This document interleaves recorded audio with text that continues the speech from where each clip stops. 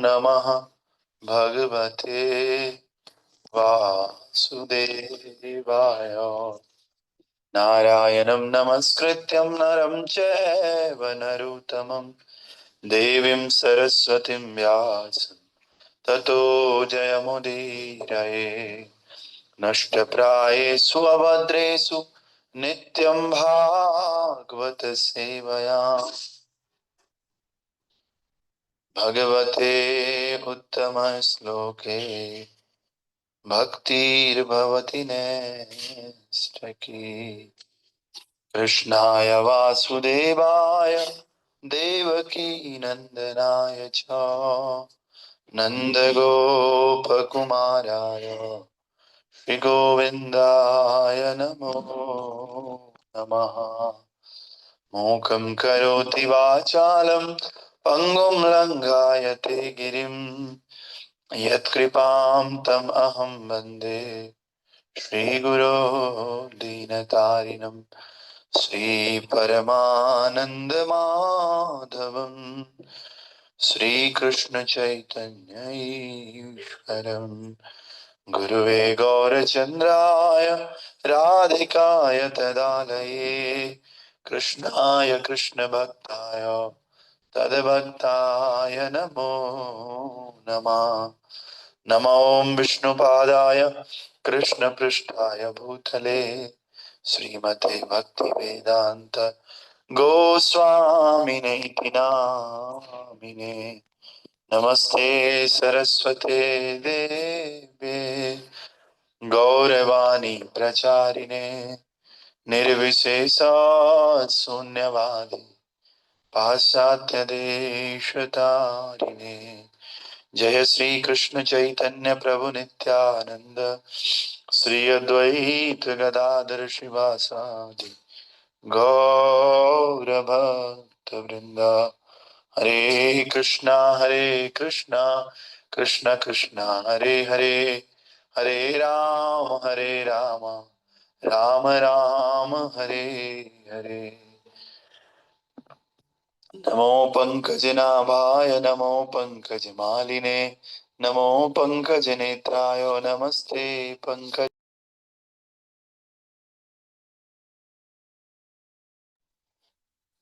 ग्रंथराज श्रीमद्भागवत महापुराण की जय।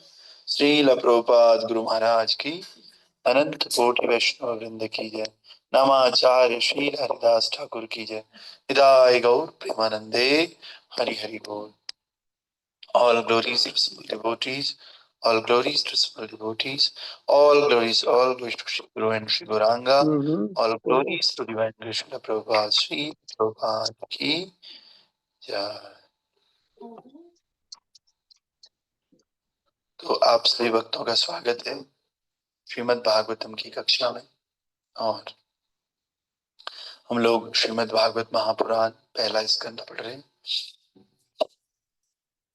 पहले स्कंद का 19वां और अंतिम अध्याय श्रील सुखदेव गोस्वामी का प्राकट्य, और इसमें श्लोक संख्या हम लोग पढ़ रहे हैं आज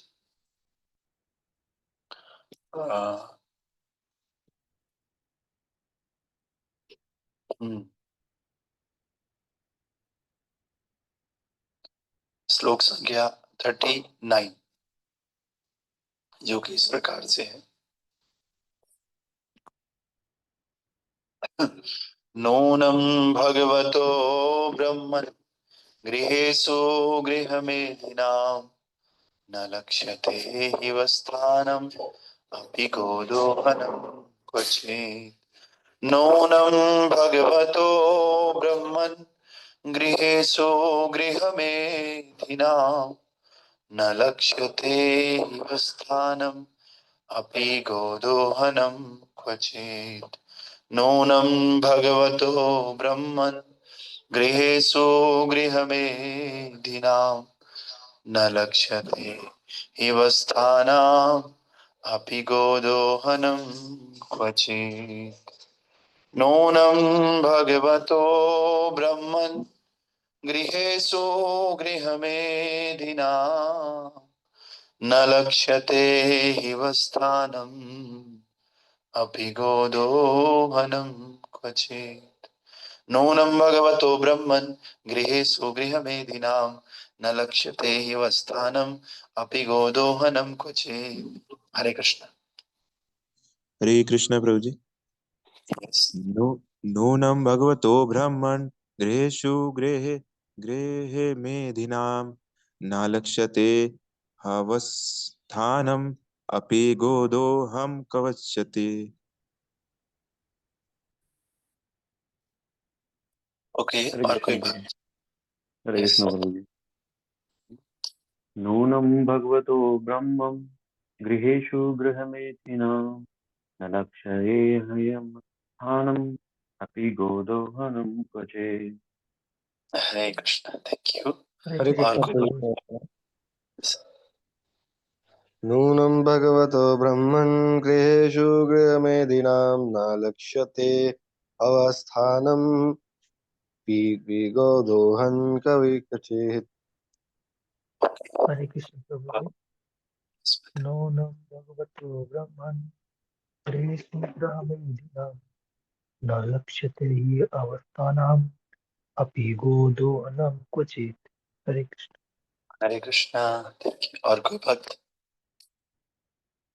ओके, तो हमने कल देखा कि जो परीक्षित महाराज हैं उन्होंने भगवान को बहुत ही ग्लोरीफाई किया और साथ ही साथ अपने पूर्वजों को भी ग्लोरीफाई किया। और उन्होंने कहा कि मेरे पूर्वजों के कारण यानी कि पांडवों के कारण मुझे भगवान का रिश्तेदार बनने का मौका मिला है, मेरी ऐसी कोई योग्यता थी नहीं। और अब सारे भक्त और संतों का गुणगान कर रहे हैं, कह रहे हैं कि आप महान संतों और भक्तों के भी गुरु हैं।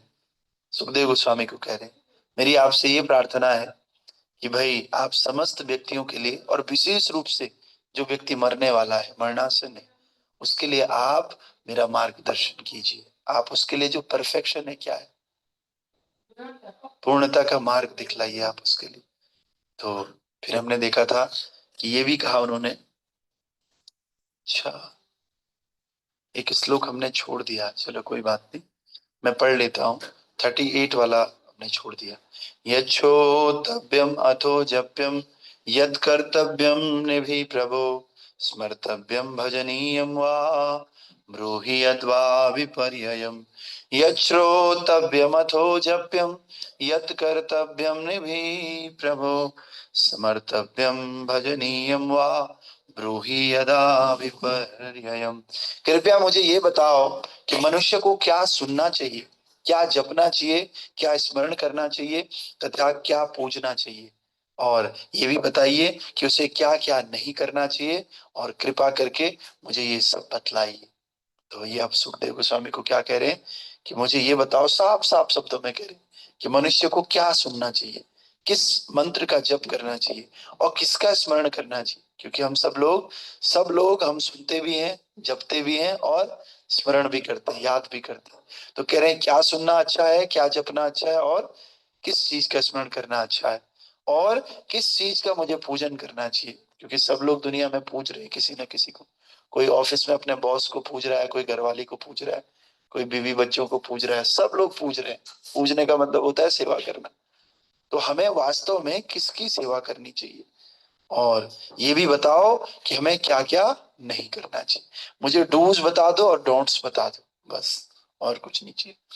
ठीक है, तो आज के श्लोक में आप कह रहे हैं, नूनम भगवतो ब्रह्मन् गृहेषु गृहमेधिनां न लक्ष्यते हिवस्थानपि गोदोहनम क्वचित। गो मतलब गाय, दोहनम मतलब दोहना।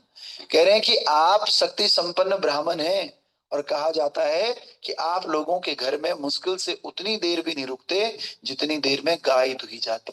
अब गाय को धोने में कितना समय लगेगा, 5 7 8 10 मिनट। तो जो ब्राह्मण संत होते हैं वो क्या करते हैं, किसी के घर में उतनी देर रुकते हैं जितनी देर गाय को धुआ जाता है। आप तो शक्ति संपन्न ब्राह्मण हैं, और कहा जाता है कि आप लोगों के घर में मुश्किल से उतनी देर भी नहीं रुकते जितनी देर में गाय धुई जाती है। तात्पर्य भाई अर्चनीय वंदनीय प्रातः स्मरणीय जगत गुरु शील प्रभुपाद जी द्वारा। शील प्रभुपाद की जय। तो हमारे प्रभुपाद जी बता रहे हैं, संन्यास आश्रम में संत तथा मुनि गृहस्थ के घर प्रातः काल गायें धोते समय जाते हैं और अपने उदर पोषण के लिए कुछ दूध मांगते हैं। गाय का धरोष्ण एक शेर दूध का एक प्रौढ़ व्यक्ति के शरीर पोषण के लिए पर्याप्त होता है। सब यह सभी विटामिनों से युक्त होता है। अतएव संत तथा मुनि मात्र दूध पी करके जीवित रहते हैं। गरीब से गरीब गृहस्थ भी कम से कम 10 गायें रखता है और प्रत्येक गाय कम से कम 12 से 20 सेर दूध देती है। सेर मतलब हो गया लीटर, आई थिंक। तो अतएव कोई भी व्यक्ति साधुओं के लिए कुछ सेर दूध देने में झिझकता नहीं है, यह झिझक नहीं दिखाता। यह गृहस्थों का कर्तव्य है कि वे बच्चों की भांति संतों तथा मुनियों का भी पालन करें।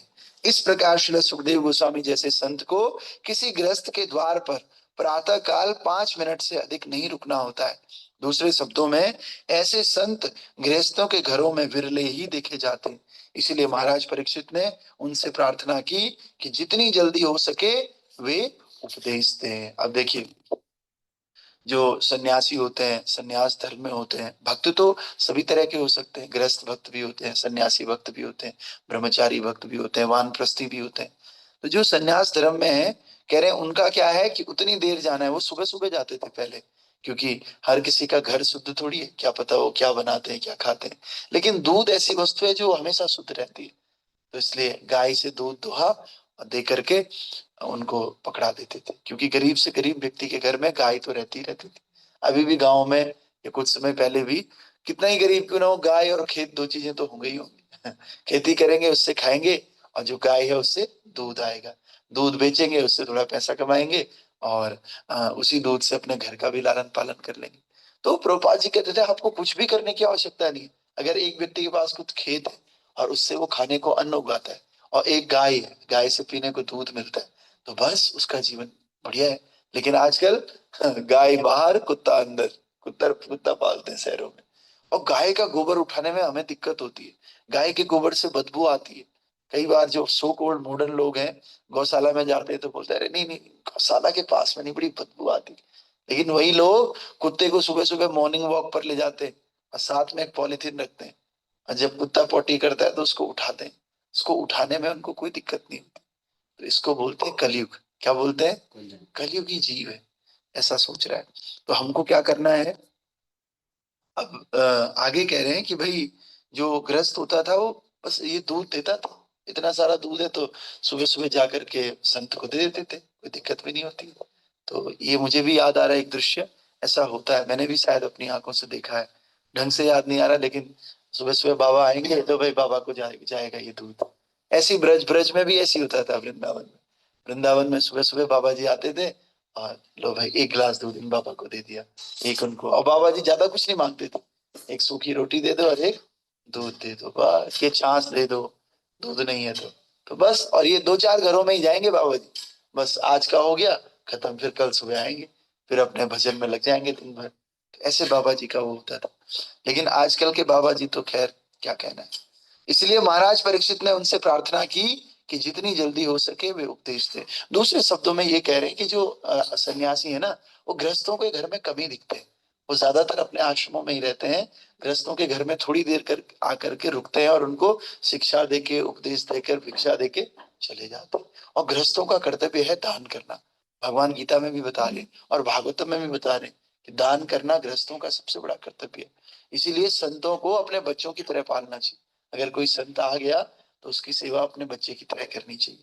तो गृहस्थों को भी इतना बुद्धिमान तो होना ही चाहिए कि वे द्वार पर आए हुए मुनि से कुछ दिव्य संदेश प्राप्त कर लें। गृहस्थ को संत से ये नहीं कहना चाहिए कि वे उस वस्तु के विषय में उपदेश दें जो बाजार में भी मिलता हो। संतों तथा गृहस्थों में पारस्परिक आदान प्रदान का ऐसा संबंध होना चाहिए। समझ रहे हैं क्या कह रहे हो? कुछ उपदेश, कुछ बोलना चाहिए। कोई संत अगर आए कि महाराज बताए कैसे मैं भगवत प्राप्ति कर सकूं, कैसे मैं और अच्छे से भगवान का नाम ले सकूं, कैसे, मतलब जीवन का सच वास्तव में है क्या। क्योंकि परीक्षित महाराज ने ये नहीं पूछा कि मेरा पेट दर्द कैसे ठीक होगा, या बताओ क्या करना चाहिए, या मेरी गाय कम दूध दे रही है क्या करूं मैं इसके लिए उपाय। लोग इसीलिए आजकल धर्म अपनाते हैं कि कोई तेल मंत्र के देता है, कोई कुछ चावल मंतर करके देता है कि हाँ भाई इससे तुम्हारा ठीक हो जाएगा, जॉब लग जाएगी, जाओ तुम्हारा ये हो जाएगा, तुम्हारा वो हो जाएगा। नहीं, संतों का काम ये नहीं है। अरे जॉब लगने के लिए मेहनत करो, जॉब लगो। कोई बीमारी होती है हॉस्पिटल जाओ। संत लोग नहीं है इस काम के लिए। संत लोग किसके लिए हैं? जो भव बीमारी हमें लगी है, संसार में फंसने की बीमारी, उस बीमारी से हमें ऊपर उठाने के लिए संत लोग होते हैं। तो इसलिए संत लोगों से यही प्रार्थना करनी चाहिए कि हे संत, हे भगवान और स्वामी जी, हमें क्या करो, इस संसार से उठाने की दवाई बताओ बस। इसलिए अब लास्ट श्लोक क्या है, सूत गोस्वामी कह रहे हैं, सूत उवाच एवं भासित पृष्ठ सौराज्ञा लक्षणा गृह प्रत्यभासत धर्मज्ञो भगवान बादरायणी। श्रील सूत गोस्वामी ने कहा, इस प्रकार से मीठी भाषा का प्रयोग करते हुए राजा ने बातें की तथा प्रश्न किए। तब श्रील व्यासदेव के पुत्र, जो महान तथा शक्ति संपन्न पुरुष एवं धर्मवेत्ता थे, उन्होंने उत्तर देना प्रारंभ किया। आप देखो, इस प्रकार से जो राजा है, राजा ने बड़े मीठे भाषा से बोला, ऐसे नहीं किसी संत द्वार में आए, बाबा जी जरा ये बताओ, मैंने सुना है, ऐसे टेस्ट करने के लिए नहीं। भगवान कह रहे हैं गीता में, तत्विधि प्रणिपाते न परिप्रश्न सेवा। आपको प्रश्न जरूर करने, लेकिन विनम्र भाव से, सेवा के भाव से, जिज्ञासा के भाव से। अगर आप चैलेंजिंग वे में क्वेश्चन करोगे साधुओं को, तो आपको आपके प्रश्न का उत्तर भी नहीं मिलेगा, उल्टा अपराध और लगेगा। इसलिए विनम्र होकर के, सेवा करके, उनको आसन दे करके, जैसे कि परीक्षित महाराज ने किया, वैसे करके साधुओं से प्रश्न करना चाहिए, अवश्य प्रश्न करना चाहिए, लेकिन बहुत विनम्र होकर के और जिज्ञासा के कारण। और वास्तव में आपको जिज्ञासा होनी चाहिए उस प्रश्न का उत्तर पाने की।